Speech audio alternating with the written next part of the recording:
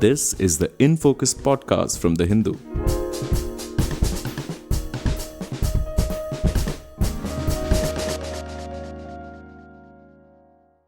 Hello and welcome to another episode of the In Focus podcast. I'm your host, G. Sampath. 2 years after an economic crisis sparked mass protests and a major political upheaval, Sri Lanka is getting set for presidential elections. While the actual date is yet to be announced, we know that it would be sometime between September 17th and October 16th this year. President Ranil Wickremesinghe has been saying that the country has gotten over the worst of the economic crisis thanks to his able leadership and that politics can now return to normal. But is the economic crisis really over? The Aragalaya protesters, the citizens' movement in 2022, had deemed the entire political elite as unfit to govern and wanted them gone. Do they still have that option at all in the election to come?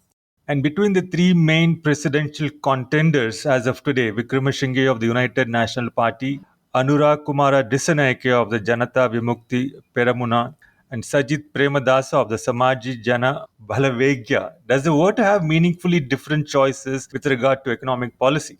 We discuss all these questions and more in this episode of In Focus, and we have with us Meera Srinivasan, the Hindu's correspondent in Colombo. Meera, welcome back to In Focus. Thank you so much for joining us. Hi Sampath, it's great to be back on the show.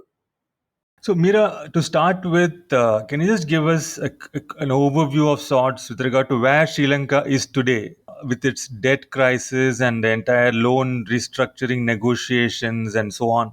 Is the financial dimension, at least of the overall crisis of 2022, is that under control?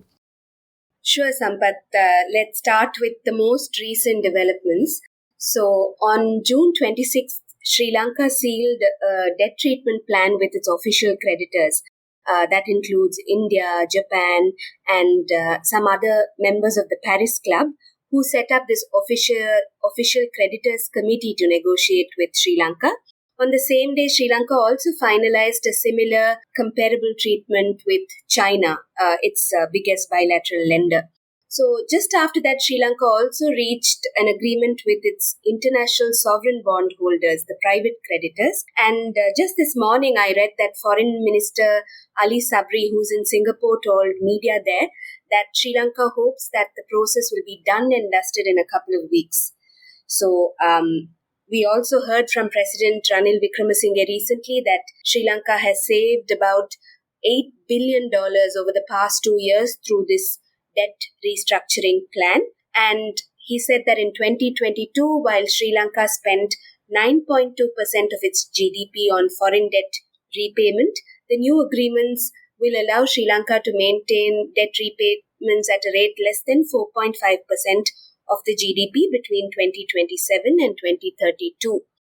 And then we see that tourism has been picking up, which is a major foreign exchange earner for Sri Lanka. Worker remittances are also increasing and foreign reserves have grown a little.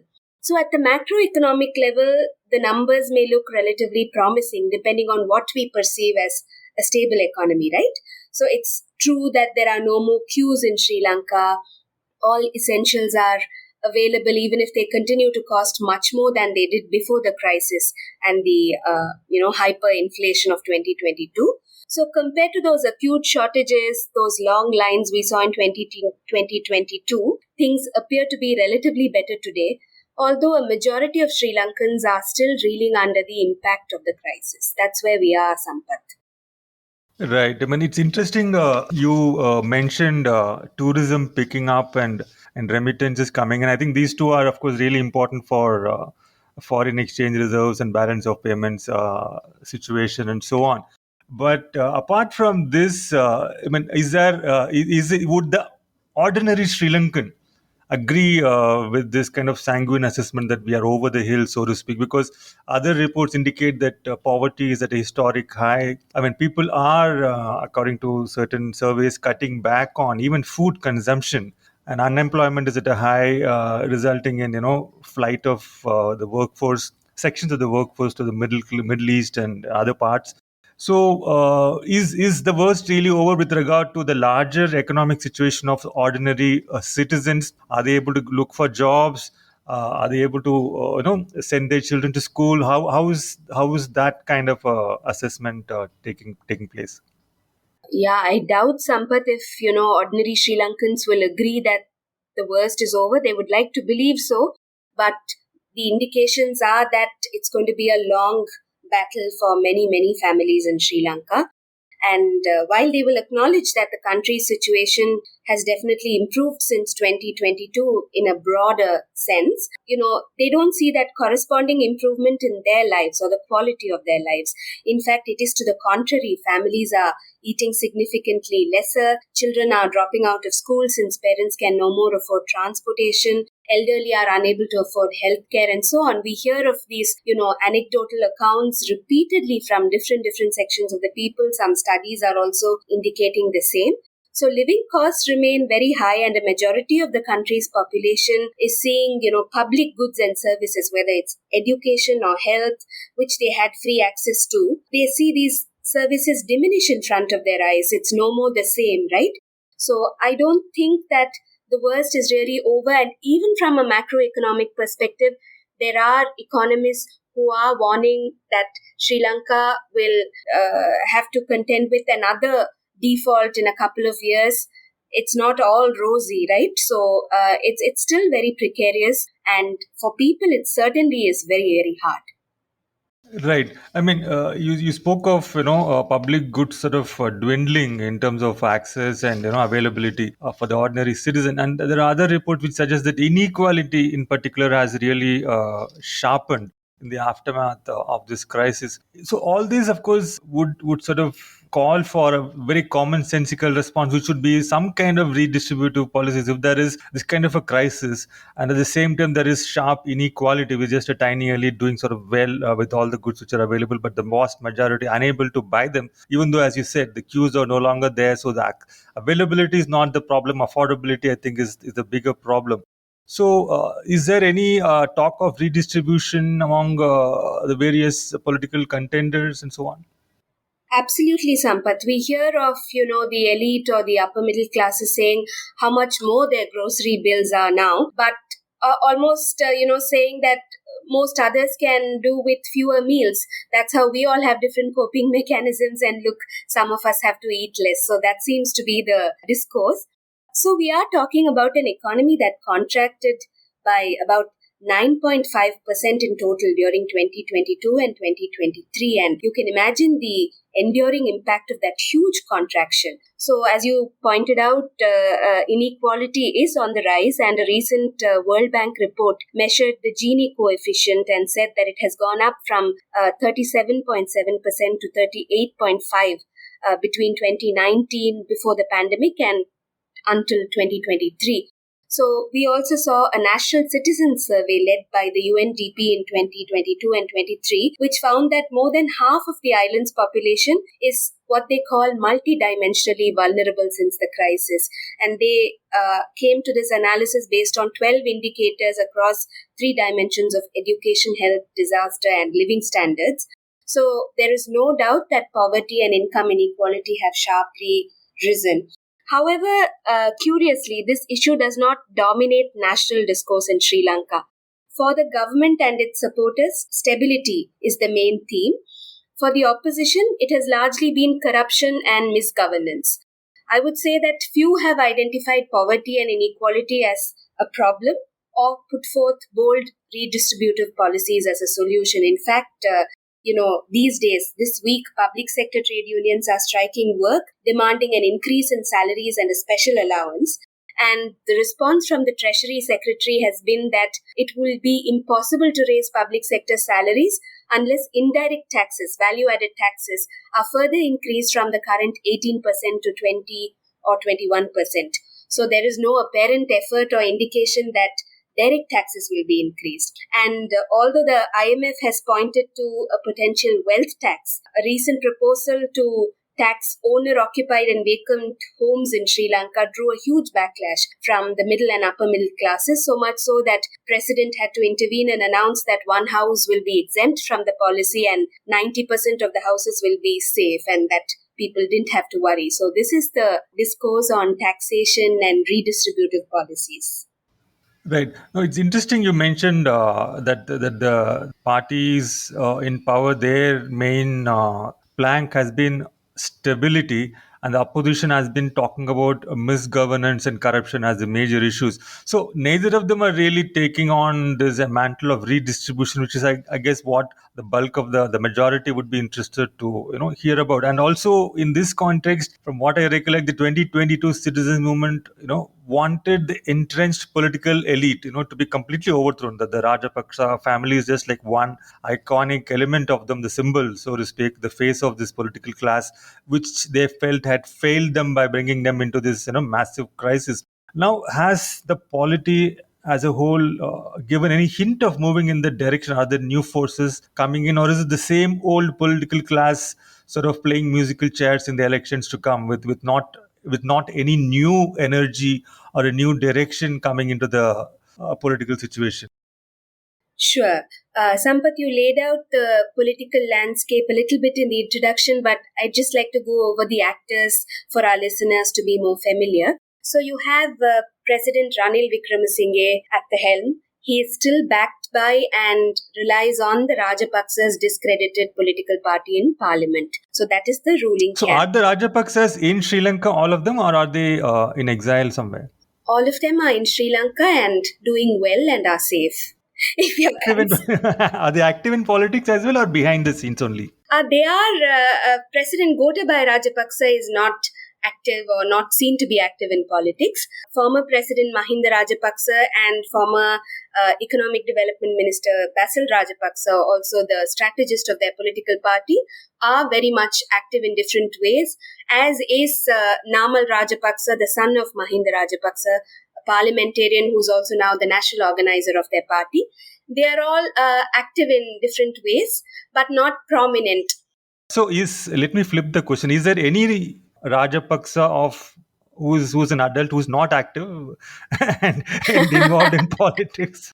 So, Gotabaya Rajapaksa after 2022 has definitely taken a back seat, and he's been accorded state accommodation and security, but he's not participating actively in political meetings or other public events. At the same time, President Mahinda Rajapaksa, as I told you, is active and the party is active.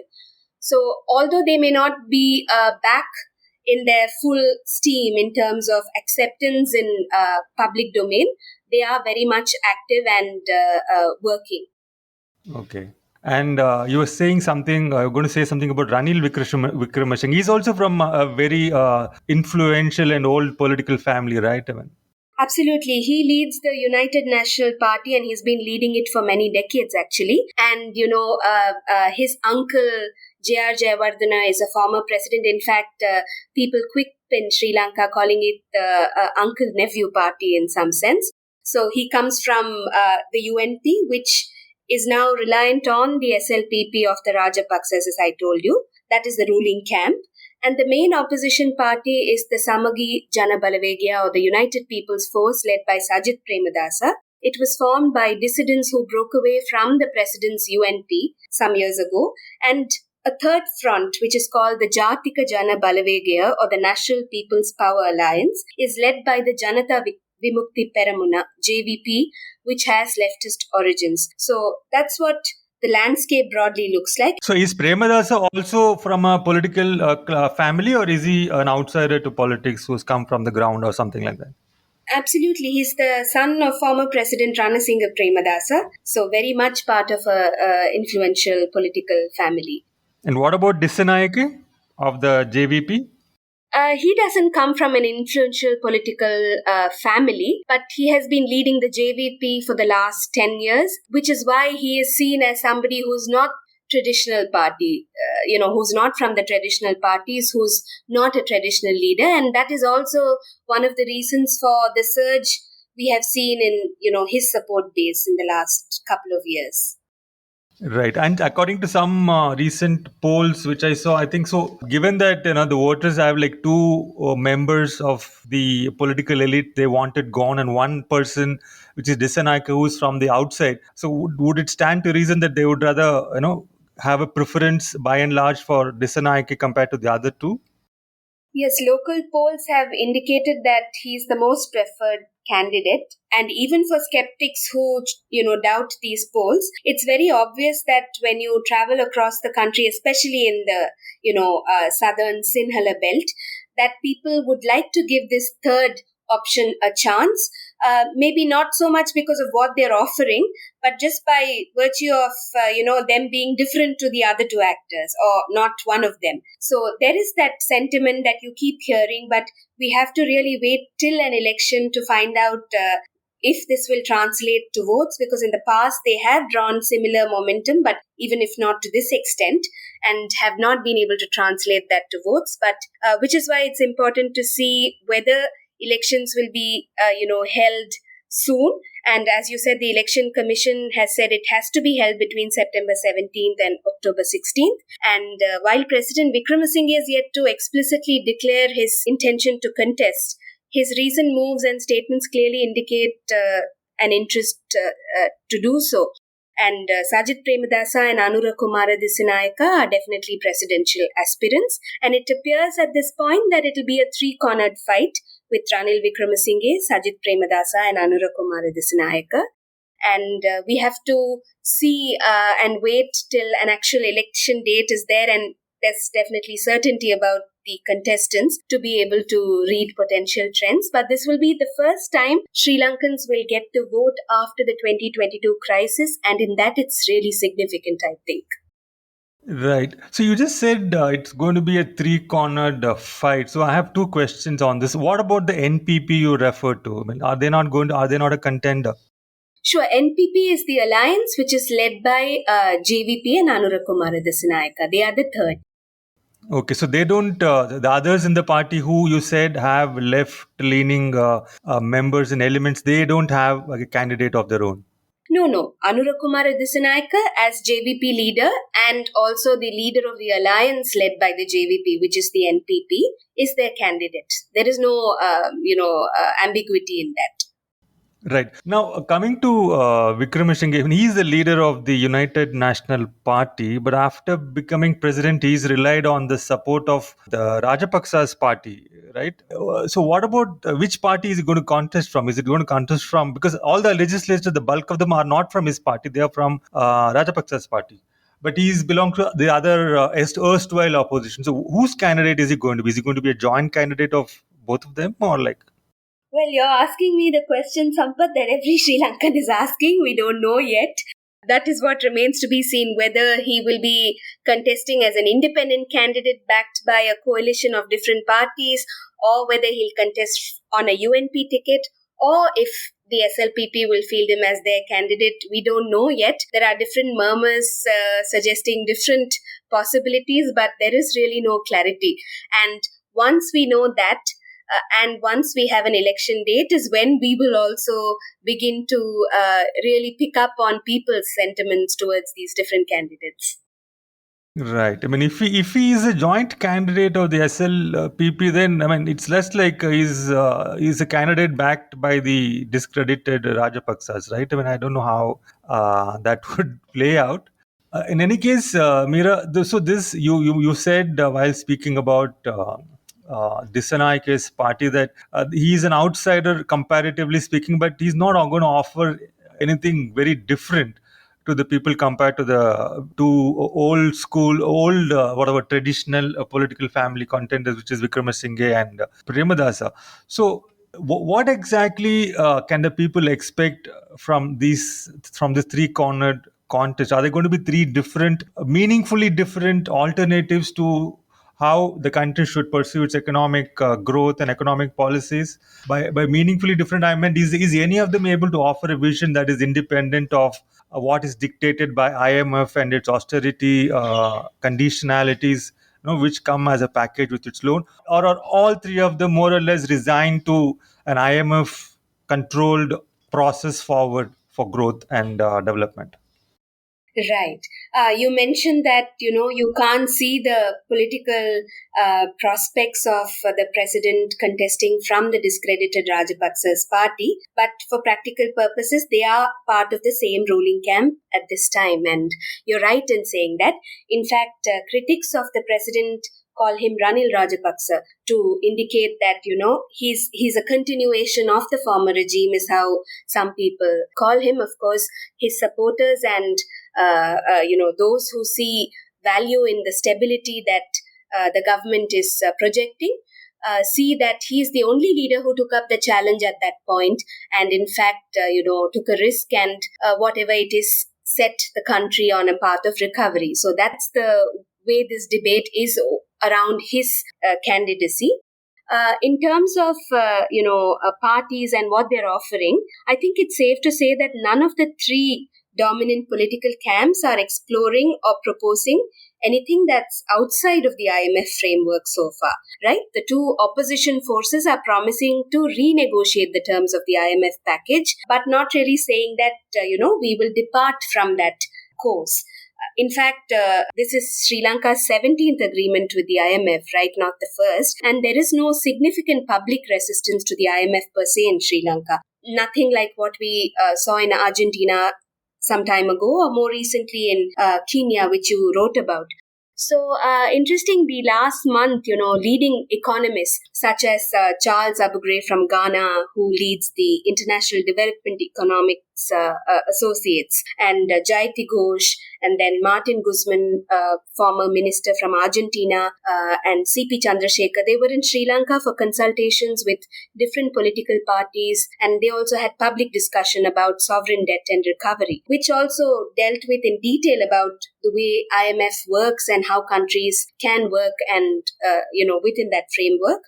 So after their visit, they had this open letter written to authorities in Sri Lanka where they noted that the current policy program defined in Sri Lanka's agreement with the IMF does not provide a sustainable path of recovery or a credible mean of resolving its external debt crisis. They, in fact, challenged the IMF's debt sustainability analysis and urged Sri Lanka to work out its own DSA, and contended there should be a change of orientation in dealings with the IMF and Sri Lanka's creditors to protect living standards of people and promote actual growth of economy and, in ways that will expand incomes, create jobs, and so on.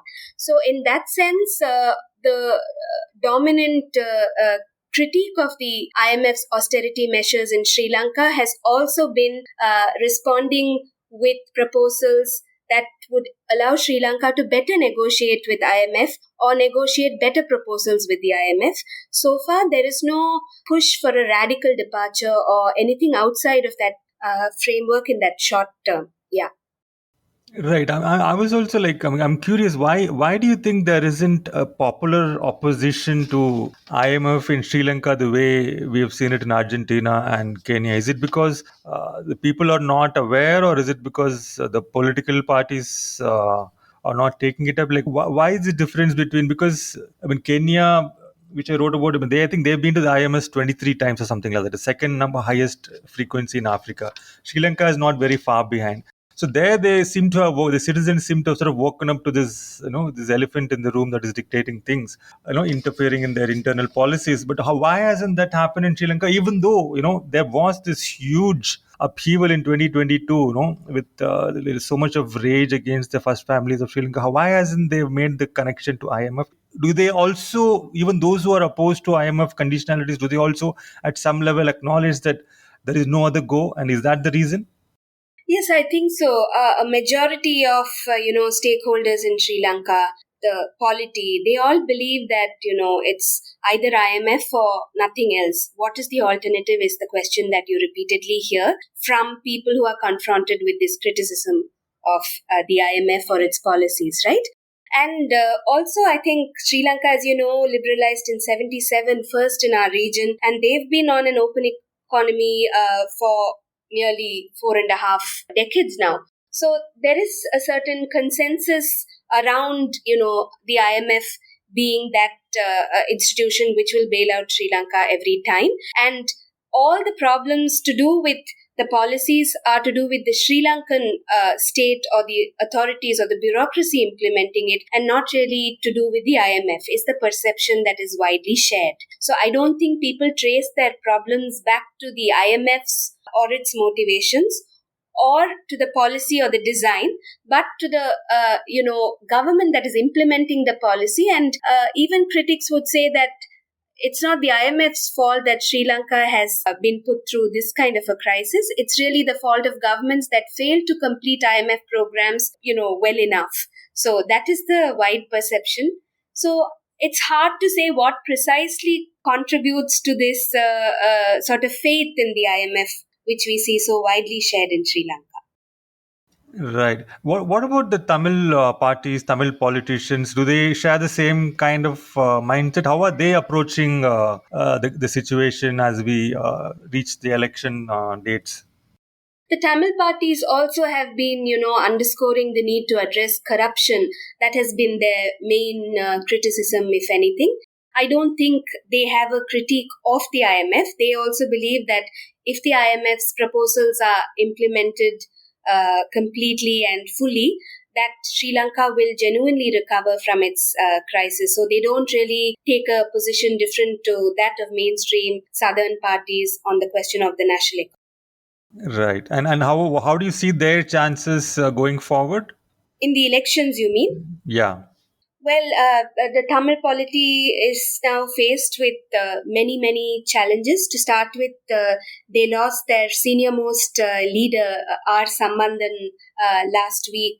He was the leader of the Tamil National Alliance and one of the senior most parliamentarians in Sri Lanka. So with his passing, the Tamil political landscape looks very fragmented. One, the alliance itself is no more a cohesive unit, and its chief constituent, the Ilangai Tamilarasu Katchi, is caught in its own leadership battle, and they are also stuck. And some Tamil politicians are proposing that they field a separate Tamil candidate in the coming elections, but others are vehemently opposed to the idea. They say it's self-defeating and so on. But on a broader sense, I think 15 years after Sri Lanka's civil war ended, Tamils are no more closer to a just political solution or meaningful economic recovery in the war-affected areas. It looks like they are confronted with many challenges at this point. Right. I mean, it's a grim scenario for the Tamil polity, as you put it. One last question, Mira, before we wrap up. So, coming to this relationship between the electoral political side of things and the economic crisis, which is sort of still grinding its way through the Sri Lankan landscape, the citizenry. I mean, assuming there is, let us say, a party which has what it takes to confront and renegotiate stuff with the IMF, or sort of go for an IMF mukt economics, so to speak. Wherein what I mean by that is it's promoting domestic industry, making public investments in health and education, generating demand rather than doing supply side economics. Is there is if suppose such a party were to be in place and there is political will, would there be a reliable source of funding so that Sri Lanka doesn't have to be reliant only on IMF, or that's not something which is on the horizon? Well, we haven't seen any, emphatic articulation to that effect from any party as yet. Of course, the NPP, led by the JVP, is seen by, those who fear their rise as somebody who will push in that direction, although their policies have not been so specific or clear in that regard. And I guess the source for such economic developmental funds will really depend on Sri Lanka's willingness and ability to recast its whole economic model, right? What about diversifying exports? What about your reliance on imports? What about domestic production, value addition? So there are many, many questions to be answered, and I'm not sure that the policy establishment that is currently in place is either ready or inclined to go in that direction. At least so far, there is no indication.